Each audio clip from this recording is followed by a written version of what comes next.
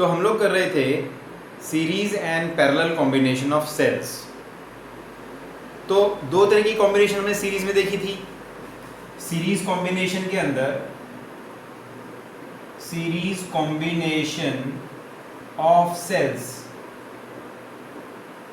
Sales दो तरीके की थी। एक में तो हमने इस तरह से पॉजिटिव नेगेटिव कनेक्ट किया था। इसका ईएमएफ था E1 और इंटरनल रेजिस्टेंस R1, इसका EMF E2 internal resistance R2। ये पॉइंट है A, ये B और ये C नाम दे देते हैं इसको। ठीक है, इसमें कुछ करंट फ्लो कर रहा है। मान लो इस तरीके से कोई करंट फ्लो कर रहा है, ये करंट है I, this current is also I। तो हम लोगों को इसका इक्विवेलेंट ईएमएफ निकालना था। तो हम लोगों ने इक्विवेलेंट ईएमएफ कैसे निकाला था? ऐसे किया था कि देखो ये दोनों तरीके से जो हमने जोड़े हुए हैं, इन दोनों बैटरीज को जैसे कनेक्ट किया हुआ है, दोनों डिस्चार्जिंग की कंडीशन में, दोनों डिस्चार्ज कर रही हैं। अगर दोनों डिस्चार्ज कर रही हैं तो VAB यानी potential between point A and B हो जाएगा potential at A minus potential at B। ठीक है, स्टैंडर्ड डेफिनेशन है पोटेंशियल की। अच्छा, अब देखो पोटेंशियल A और B के बीच में कितना है? EMF E1 माइनस, अगर करंट I फ्लो कर रहा है तो ये वाला जो पोटेंशियल ड्रॉप है ये बैटरी के अक्रॉस है। तो EMF में से ये माइनस कर देंगे तो हमें वो EMF मिलेगा, मतलब वो पोटेंशियल मिलेगा जो हमारे काम का होगा, उसका नाम है VAB। और इसी तरीके से हम लोग VBC निकालेंगे तो VBC क्या होगा? ये होगा VB माइनस VC। देखो VB हायर पोटेंशियल पे है, VC लोअर पोटेंशियल पे है। पॉजिटिव टर्मिनल हायर पोटेंशियल पे होता है। ठीक है, तो हम लोग इसको लिखेंगे, VBC को लिखेंगे E2 माइनस IR2। ठीक है, और हमें चाहिए VAC, ये होगा इक्विवेलेंट ईएमएफ, ये होगा equivalent potential between point A and B, sorry A and C, A और C के बीच में इक्विवेलेंट ईएमएफ होगा। तो वो होगा पॉइंट V, हम लिखेंगे उसको VAC होगा VA माइनस VC। ठीक है, लेकिन इसको हम ऐसे लिख सकते हैं VAB प्लस VBC। देखो अगर VA माइनस VC है तो हम उसको VAB प्लस VBC लिख सकते हैं। अगर वैल्यूज पुट करेंगे तो हमें VA माइनस VB ही मिलेगा। अब इनकी वैल्यू पुट कर देते हैं। तो VAB क्या है? VAB है हमारा A1 माइनस IR1 और BC क्या है? BC है E2 माइनस IR2। ठीक है, और EMF E1 प्लस E2 को अलग कर लेते हैं और I को अलग कर लेते हैं। तो हम क्या देख रहे हैं? ये है हमारा इक्विवेलेंट ईएमएफ और इक्विवेलेंट रेजिस्टेंस। तो हमारा इक्विवेलेंट ईएमएफ कितना आया? इक्विवेलेंट ईएमएफ आया E1 प्लस E2 और इक्विवेलेंट रेजिस्टेंस कितना आया? इक्विवेलेंट रेजिस्टेंस आया R1 प्लस R2। तो ये तो हुआ सीरीज कॉम्बिनेशन ऑफ सेल्स। लेकिन अगर इसी तरीके से सीरीज में अपोजिट पोलैरिटी को कनेक्ट करें, मतलब पॉजिटिव नेगेटिव और नेगेटिव पॉजिटिव, तब सिचुएशन बदल जाएगी। तो सेल्स विद अपोजिट पोलैरिटी, उसको भी कर लेते हैं फटाफट एक बार। सेल्स विद अपोजिट पोलैरिटी, तो अब की बार इसी चीज को हम करेंगे, लेकिन अब की बार हम लोग देखेंगे हमने सेल्स को अपोजिट पोलैरिटी में कनेक्ट किया है। मतलब हमने अब पॉजिटिव नेगेटिव पॉजिटिव इस तरीके से कनेक्ट किया। इसे कहते हैं अपोजिट पोलैरिटी। ठीक है, अब मान लो तुमने अपने सेल डालते हो तुम अपने टॉर्च में, तो देखो ये क्या करते हो तुम लोग? ध्यान से डालते हो ना कि सबके पॉजिटिव एक तरफ रखते हो, सबके नेगेटिव दूसरी तरफ रखते हो। अगर उल्टा कर दोगे तो टॉर्च नहीं जलेगी। ठीक है, तो ये अपोजिट पोलैरिटी है। वहाँ पर सेल मतलब डालने से हमारी टॉर्च क्यों नहीं जली? क्योंकि पोलैरिटी अपोजिट होने की वजह से कम वोल्टेज मिली, है ना, और हमारा टॉर्च या हमारा टॉय या हमारी वॉच काम नहीं करेगी। तो इसको देखते हैं किस तरीके से ऐसा होता है। तो ये भी वही काम है, इसका भी EMF E1 है, इसका इंटरनल रेजिस्टेंस R1 है, इसका EMF E2 है, इसका इंटरनल रेजिस्टेंस R2 है। ठीक है, और करंट फ्लो कर रहा है I, और नाम वही दे देंगे जो पहले दिए हुए थे, ये पॉइंट होगा ए पर, this point is at B, this is called B and this point is C. तो जैसे हमने पहले किया था, वी ए बी क्या होगा? अब वी ए बी निकालने से पहले ये देखो कि हमारा सेल चार्जिंग कंडीशन में है या डिस्चार्जिंग कंडीशन में है। चार्जिंग कंडीशन में क्या होता है? चार्जिंग कंडीशन में करंट नेगेटिव टर्मिनल से अंदर जाता है। और डिस्चार्जिंग कंडीशन में क्या होता है? डिस्चार्जिंग कंडीशन में, सॉरी मैं गलत बोल दिया, जब हम चार्जिंग कंडीशन में करते हैं तो हमारा करंट पॉजिटिव टर्मिनल के अंदर जाता है और डिस्चार्जिंग कंडीशन में पॉजिटिव टर्मिनल से बाहर आता है। तो ये डिस्चार्जिंग कंडीशन है। डिस्चार्जिंग कंडीशन इसमें हम क्या लिखेंगे? हम लिखेंगे VA minus VB is equal to E1 minus IR1। ठीक है। और अगर हम BC को देखें तो हम क्या देख रहे हैं? इसमें तो करंट पॉजिटिव टर्मिनल के अंदर आ रहा है। इसका मतलब ये कौन सी कंडीशन में है? ये तो अब हमारा मतलब चार्जिंग कंडीशन में। चार्जिंग कंडीशन में क्या लिखेंगे? चार्जिंग कंडीशन लिखेंगे E2 प्लस IR2। ठीक है, ये होगी हमारी चार्जिंग कंडीशन की वोल्टेज E2 प्लस IR2। लेकिन अब देखो हायर पोटेंशियल पे कौन है? हायर पोटेंशियल C है। तो अगर हम इसे VB माइनस VC लिखेंगे, इसे और ठीक से लिख देते हैं E2 माइनस IR2। ठीक है, अगर हम VBC लिखते हैं VB माइनस VC, तो हम देख रहे हैं कि VC हायर पोटेंशियल पे है क्योंकि करंट हायर से लोअर पोटेंशियल पे फ्लो करता है, इसीलिए इसको हम नेगेटिव साइन लगाएंगे। क्लियर? और अगर AC निकालते हैं तो जैसे हमने पहले किया था वो ही हम दोबारा से लिखेंगे और वैल्यूज पुट करके हमें मिलेगा E1 माइनस IR1। ठीक है, और BC क्या है? Minus E2 minus IR2। ठीक है, प्लस आएगा ये क्योंकि ये चार्जिंग कंडीशन में है। ठीक है, बिकॉज ये चार्जिंग कंडीशन में है इसलिए हम लोग लिखेंगे प्लस इस तरीके से। क्लियर? और अब इसको ओपन कर लेते हैं तो E1 minus IR1 minus E2 minus IR2 और फिर E1 और E2 को अलग कर लेते हैं और I कॉमन निकाल के R1 और R2 को अलग कर लेते हैं। तो ये आ गया हमारा VAC और ये हो गया हमारा इक्विवेलेंट EMF और ये होगा हमारा इक्विवेलेंट रेजिस्टेंस।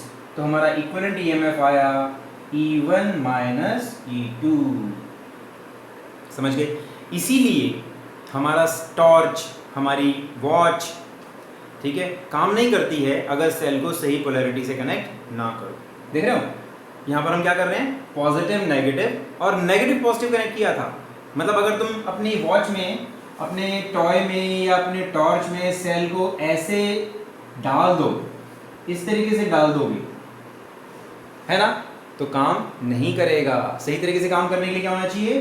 सही तरीके से काम करने के लिए इस तरीके से कनेक्शन होना चाहिए, ऐसे ऐसे कनेक्शन होना चाहिए। ये नेगेटिव, ये पॉजिटिव, ये नेगेटिव, ये पॉजिटिव। समझ गए? इस तरीके से हमारा कनेक्शन होना चाहिए अगर हमारे टॉर्च या हमारा टॉय या कुछ भी सही तरीके से काम करे। आगे बस में तो ये था series combination of cells opposite polarity के साथ और हमने सेम पोलैरिटी वाला भी कर लिया। अच्छा, अब हम करेंगे पैरेलल कॉम्बिनेशन ऑफ सेल्स। ठीक है, एक बार स्क्रीनशॉट ले लो इसका फटाफट और फिर हम करेंगे पैरेलल कॉम्बिनेशन ऑफ सेल्स। अगर नोट कर लिया तो बहुत अच्छा। ओके, सो हम करेंगे अब parallel combination of cells. Parallel combination of cells. ठीक है, और हम निकालेंगे equivalent EMF, relation for equivalent EMF। ठीक है, relation for equivalent EMF। So जैसे पैरेलल में कनेक्ट करते हैं, पैरेलल में कैसे कनेक्ट करते हैं हम लोग? पैरेलल में हम लोग कैसे कनेक्ट करते हैं? पॉजिटिव पॉजिटिव टर्मिनल एक तरफ और नेगेटिव नेगेटिव टर्मिनल एक तरफ कनेक्ट होगा, तो उसे हम कहेंगे पैरेलल कॉम्बिनेशन ऑफ सेल्स।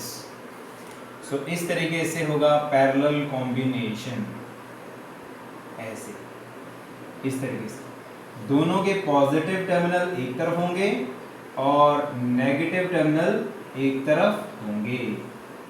ये है पैरेलल कॉम्बिनेशन। इसका ईएमएफ है E1 और इसका इंटरनल रेजिस्टेंस है R1, इसका ईएमएफ E2, इसका इंटरनल रेजिस्टेंस R2 और इसमें से करंट फ्लो कर रहा है I1, पॉजिटिव टर्मिनल से बाहर जाएगा, और इसमें से करंट फ्लो कर रहा है I2, क्योंकि दोनों अलग अलग सेल्स हैं, है ना, अलग अलग ईएमएफ है तो करंट भी अलग अलग होगा। दोनों करंट मिल करके बन गया I, ठीक है, और सर्किट में से जाएगा और यहां से लौट करके आएगा तो ये भी I होगा। समझ गए?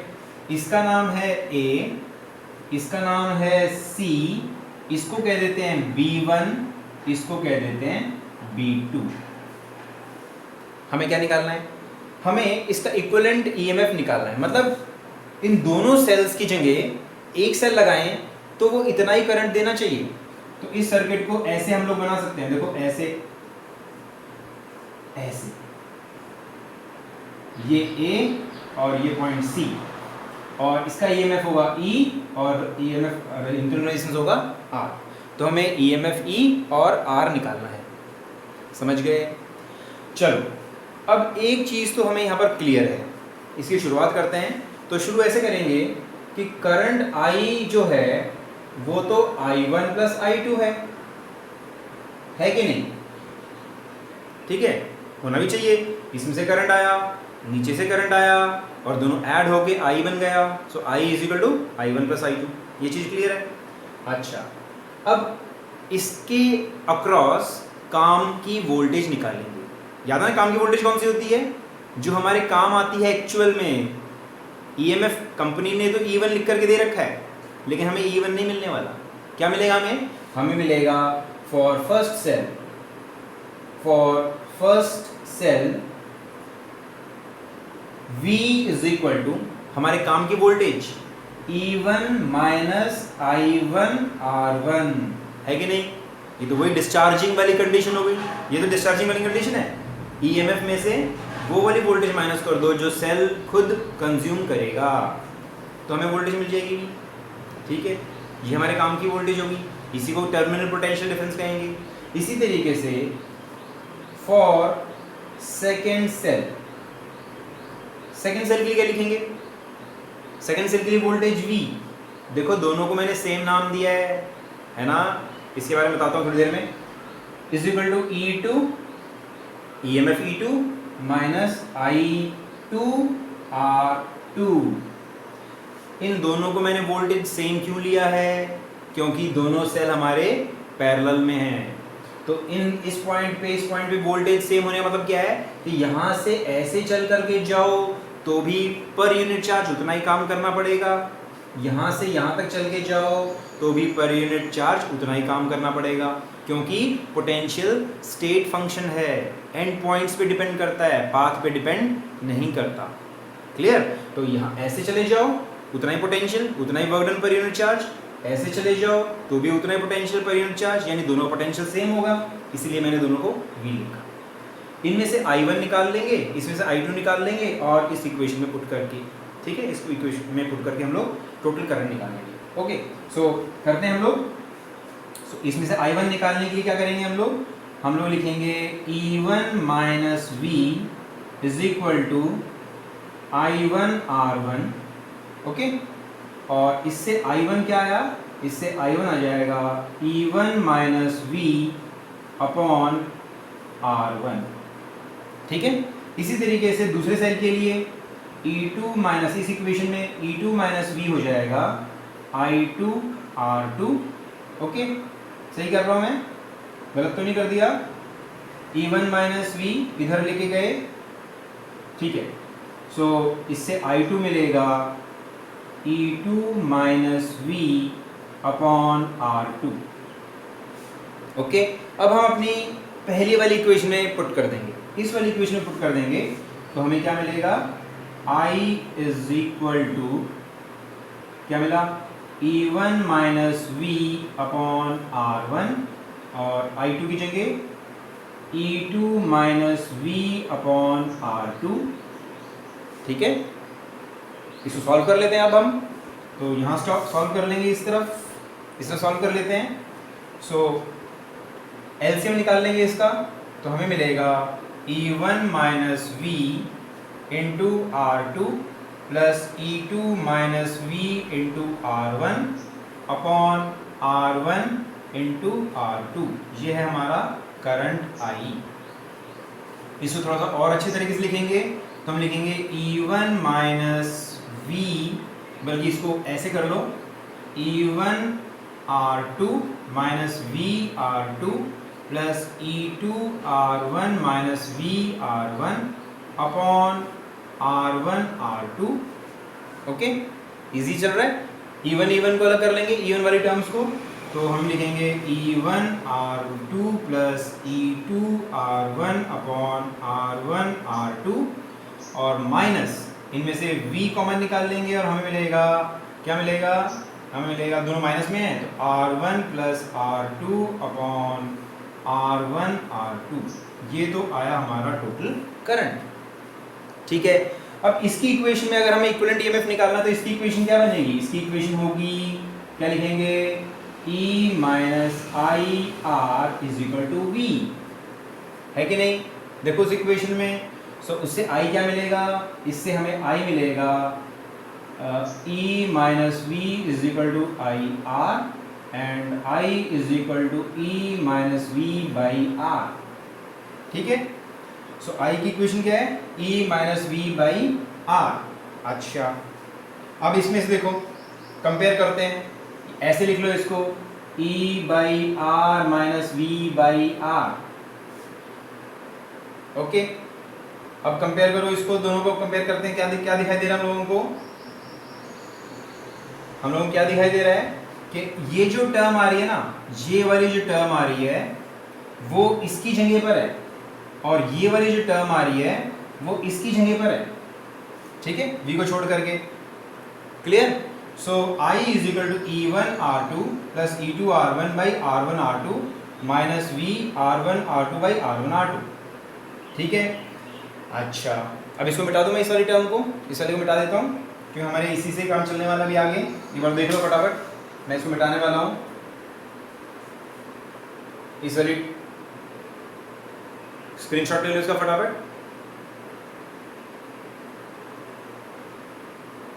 ठीक है, सो हमें क्या मिला, इसको भी मिटा ही लेते हैं हम लोग और अब हम सिर्फ अपने इक्विवेलेंट सर्किट को यूज करेंगे। इक्विवेलेंट सर्किट के अंदर हमारा सोर्स ऑफ ईएमएफ है, ईएमएफ E है, रेजिस्टेंस R है, ये पॉइंट A है, ये पॉइंट C है, करंट I फ्लो कर रहा है और हम लिखेंगे E minus I R is equal to V, और इससे मैंने लिखा था E minus V is equal to I into R. तो I मिला था मुझे E minus V by R, इसको लिखेंगे E by R minus V by are. ठीक है, तो ये हमारे करंट की इक्वेशन आई थी जब हमने इसको प्रॉपर तरीके से सॉल्व किया, और ये भी ये ईएमएफ की जगह पर आ रही है वाली टर्म। ठीक है, इस तरीके से लिखेंगे। अब देखो, कंपेयर करके देखो,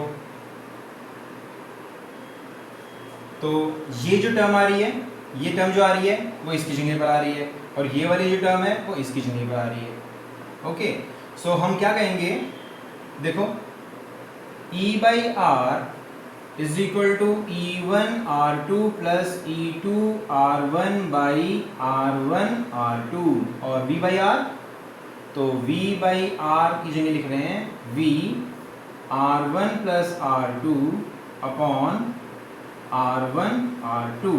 ठीक है, तो 1 बाई आर किसकी इक्वल आया, इससे 1 बाई आर आया R1 plus R2 upon R1 R2, यानी R किसकी इक्वल है, R1 R2 upon R1 plus R2, है कि नहीं?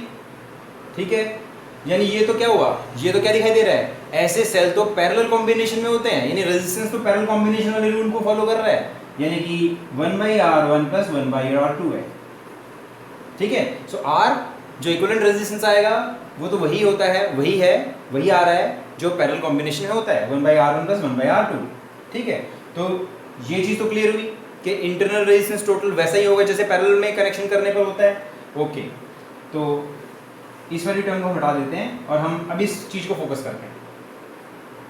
तो R देखो, हमारा जो R है वो किसके इक्वल है, इक्विवेलेंट रेजिस्टेंस किसके इक्वल है, इक्विवेलेंट रेजिस्टेंस है किसके इक्वल आया था, अभी मैंने बताया तुम लोगों को, तो वो था R1 R2 and R1 + R2, ये आया ना इक्विवेलेंट रेजिस्टेंस। कैसे देखो, 1/R = 1/R1 + 1/R2 होता है, तो 1/R = R1 R2 R1 + R2 लिखेंगे। तो R की जगह क्या लिखेंगे, तो R की जगह हम सीधे ये चीज लिख देंगे, तो हमें क्या मिला, E ब्रैकेट में इसकी जगह R1 + R2 upon R1 R2 = E1 R2 + E2 R1 upon R1 R2। ये दोनों टर्म कैंसिल हो रही है, तो EMF आ गया E1 R2 + E2 R1 upon R1 + R2। ये आ गया हमारा इक्विवेलेंट EMF। समझ गए, इक्विवेलेंट EMF जब सेल्स को पैरेलल में कनेक्ट करेंगे और दोनों सेल अलग अलग वोल्टेज के हैं, दोनों सेल अलग अलग EMF के हैं, तो इक्विवेलेंट EMF होगा E1 R2 + E2 R1 upon R1 + R2। समझ गए, इजी। सेम वही प्रिंसिपल हमने यूज किया, दोनों सेल डिस्चार्जिंग की कंडीशन में थे तो डिस्चार्जिंग वाली कंडीशन हमने यूज करी दोनों के लिए। क्लियर, ओके, इसका स्क्रीनशॉट ले लो फटाफट। फिर हम अगला टॉपिक करेंगे मिक्स्ड ग्रुपिंग ऑफ सेल्स। इसके बाद हम करेंगे मिक्स्ड ग्रुपिंग ऑफ सेल्स।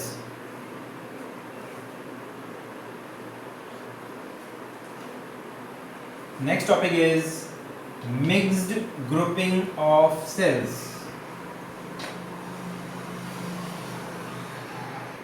अब हम करेंगे mixed grouping of cells. Mixed grouping of cells. ठीक है, सबसे पहले हम लोग करेंगे, हमने n सेल्स लेंगे, n सेल्स, सबका EMF एक जैसा होगा और इंटरनल रेजिस्टेंस भी एक जैसा है। अगर हम उनको सीरीज में जोड़ें एक्सटर्नल रेजिस्टेंस के साथ तो टोटल करंट कितना होगा।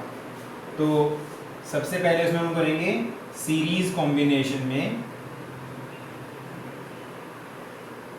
हमारे सभी सेल्स सेम पोलैरिटी के positive negative positive negative positive negative, ऐसे करते करते करते हमारे पास n सेल्स हैं और हमने उसको जोड़ा है एक्सटर्नल रेजिस्टेंस के साथ इस तरीके से।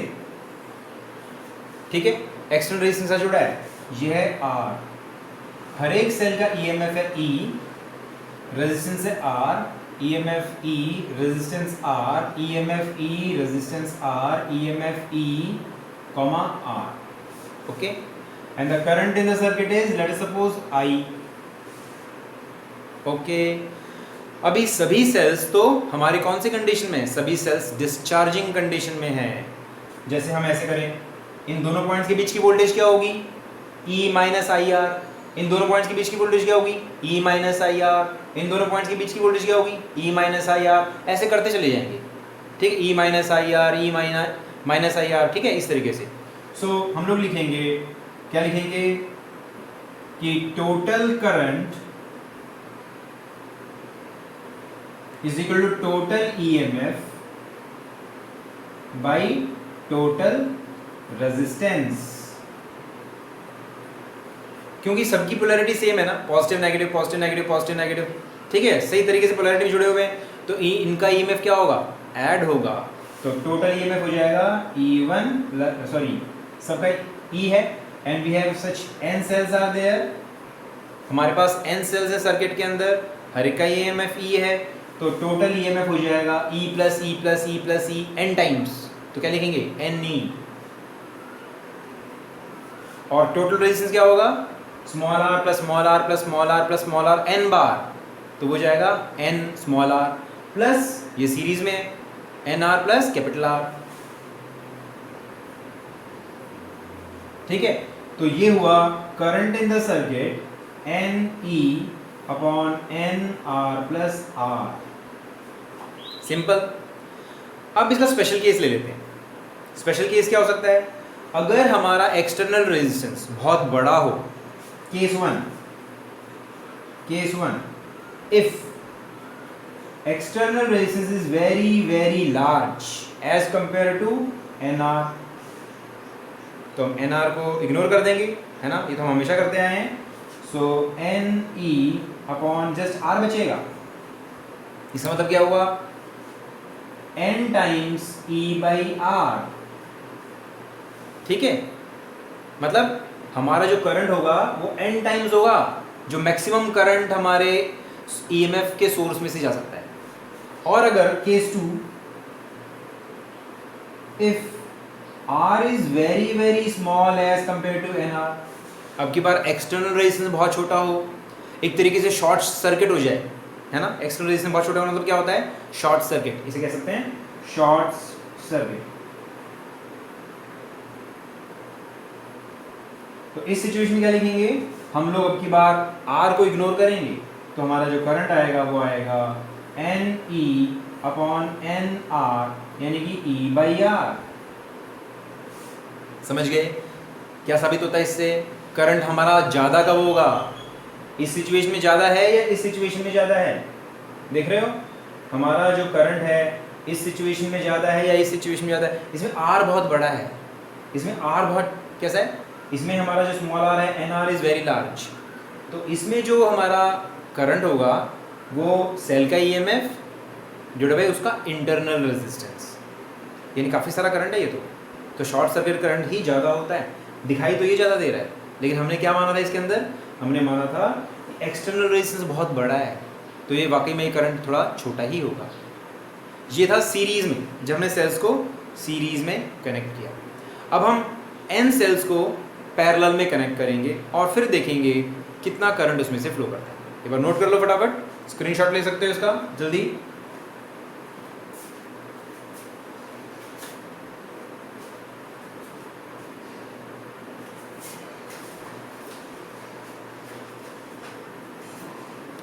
ओके, सो अब हम करेंगे पैरेलल कॉम्बिनेशन, करेंगे इसका पैरेलल कॉम्बिनेशन।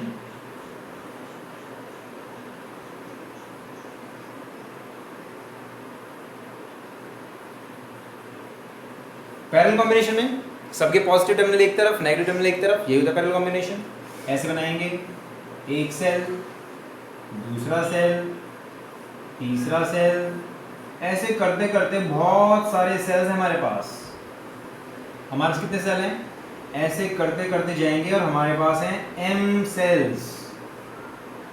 ठीक है, पहला, दूसरा, तीसरा, एंड दिस इज m।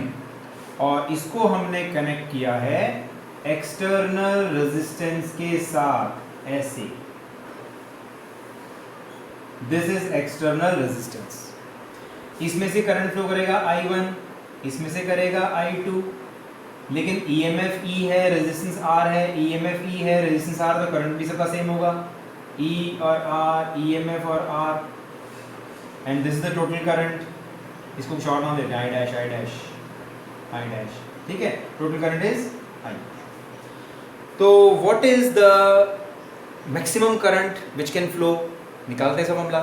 तो करंट का फॉर्मूला क्या होगा? टोटल EMF, जैसे मैंने पहले किया था, total EMF, this is total EMF upon total resistance, total resistance, है ना। ठीक है, अब की बार सारे सेल्स किसमें जुड़े हुए हैं? पैरेलल में। पैरेलल में क्या चीज़ सेम रहती है? वोल्टेज। सो सबकी वोल्टेज सेम रहेगी, और पैरेलल में कनेक्ट किया तो टोटल वोल्टेज भी EMF E के इक्वल ही होगी। ठीक है, और टोटल रेजिस्टेंस क्या होगा? इसका रेजिस्टेंस, इसका, इन सब का रेजिस्टेंस। लेकिन ये सब किस में कनेक्टेड है? ये सारे रेजिस्टेंस तो पैरेलल में है। तो पैरेलल में कैसे कनेक्ट, जो इक्विवेलेंट रेजिस्टेंस क्या होता है? 1/R plus 1/R plus 1/R plus 1/R, ऐसे करेंगे। तो इक्विवेलेंट रेजिस्टेंस क्या होगा? है ना, 1/r प्लस 1/r कितनी बार, m बार। सो 1/r plus 1/r plus 1/r m times करेंगे तो m/r मिलेगा, और उसका रेसिप्रोकल लेंगे तो r/m। सो ये तो हुआ हमारे सेल्स का टोटल रेजिस्टेंस, और एक्सटर्नल रेजिस्टेंस भी है साथ में प्लस r। ठीक है, क्लियर। इसको सॉल्व कर लेते हैं तो हमें मिलेगा r प्लस m r, और जो m है वो ऊपर चला जाएगा, करंट आ गया। अब कंडीशन क्या, वही दो कंडीशन। पहला केस, अगर हमारा एक्सटर्नल रेजिस्टेंस बहुत बड़ा हो, r is very very large as compare to small r, तो हमारा जो करंट होगा क्या होगा, हम इसको इग्नोर कर देंगे तो हमारा करंट बनेगा E/R। और case 2, when our r small r is very very greater than as compared to mr, तो हमें क्या मिलेगा, हमें मिलेगा me/r। तो कौन से केस में करंट फ्लो कर रहा है, सेकंड केस में, देख रहे हो, m टाइम्स इंटरनल रेजिस्टेंस वैसे भी छोटा ही होता है। सो इस केस में करंट जो है ज़्यादा फ्लो करेगा। तुमने सीरीज कॉम्बिनेशन देखा, पैरेलल कॉम्बिनेशन देखा, अब हम देखेंगे मिक्स्ड ग्रुपिंग, जो हमारा मेन टॉपिक है, मिक्स्ड ग्रुपिंग। सीरीज भी होंगे और उसमें पैरेलल भी होंगे। ठीक है, नोट कर लो फटाफट, इट्स वेरी इजी, स्क्रीनशॉट ले सकते हो इसका जल्दी से।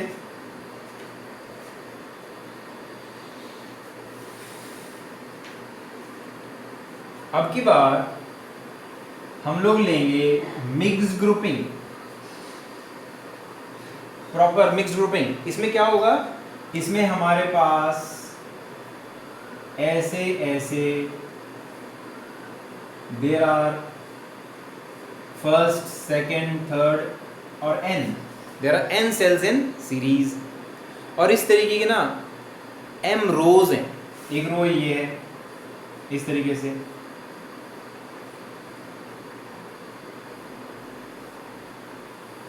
ठीक है। और ऐसे करते करते we have m such rows, we have m such rows, इस तरीके से, और इसको कनेक्ट किया है एक्सटर्नल रेजिस्टेंस R के साथ। इसको कनेक्ट किया हमने एक्सटर्नल रेजिस्टेंस R के साथ। हर एक का EMF कितना है, हर एक का EMF E है, इंटरनल रेजिस्टेंस R है, EMF E है, इंटरनल रेजिस्टेंस R है, ऐसे। तो there are n cells in a row and there are m such rows, first row, second row and this is m row। Current क्या होगा, वही I is equal to total EMF divided by total resistance, है कि नहीं। And what is total EMF, total EMF कितना होगा, एक रो का कितना है, एक रो का n टाइम्स E, और इसका भी NE, इसका भी NE, सबका NE, क्योंकि सारे पैरेलल में है तो EMF NE होगा, NE।